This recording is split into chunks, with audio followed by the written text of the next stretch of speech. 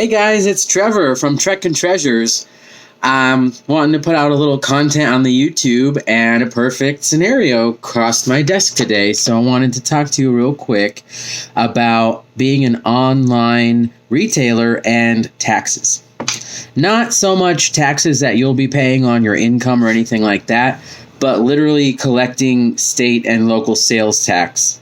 Now, this will come into play once you get your business license and you become registered in your local state, city, municipality. Part of what comes with being a retailer is collecting tax on behalf of the state. And this is going to primarily apply to people in the United States. I'm not sure how it works in other countries. But basically what happened is I've been setting up my online shop. I put out a coupon on Facebook and Instagram. One of my regulars took advantage of it. They just happen to live in the same state that I do.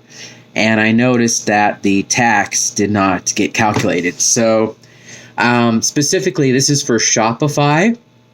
You'll want to make sure that once you get your Shopify shop set up and you have some products on there, that on the main dashboard, when you're logged in, over on the left-hand pane, you'll want to go down into the settings. It looks like a little wheel. And under taxes, manage how your store collects taxes.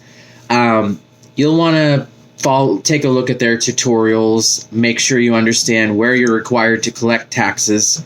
I live in Washington, one town, Bellingham, Washington, and so I have to collect tax for any sale that is delivered to any address in Washington.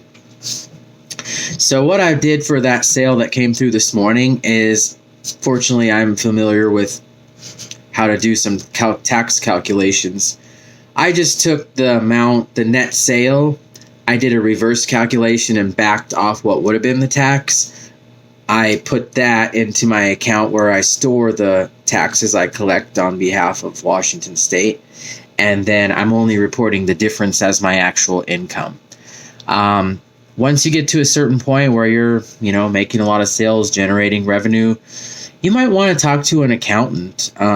Just have someone in your back pocket that can help you with tracking your expenses and things like that, because hopefully you'll get big and then you won't have to worry so much about that. You can pay other people to do it. But in the meantime, you do need to make sure that you're following the laws and doing what you need to do as a retailer. So just a real quick run through. Make sure that if you are required to collect taxes, that you are.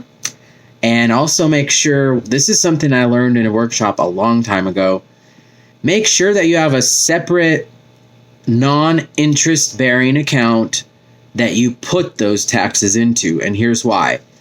You're collecting those taxes on behalf of your local government. That's not your money. You're holding it for them, just like the IRS holds your money until tax season, and then hopefully you get some back.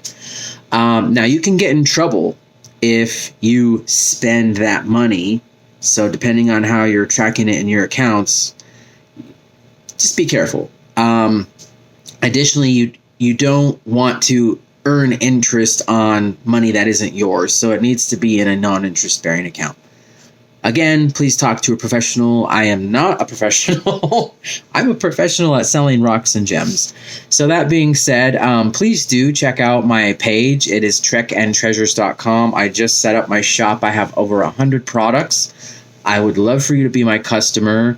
I'll go ahead and put a coupon code in the comments down below. That one is good until 1 week from today. So it expires on Friday the 12th. Thank you so much for checking me out on YouTube. I hope to connect with you on other social media, and I hope you have a great day.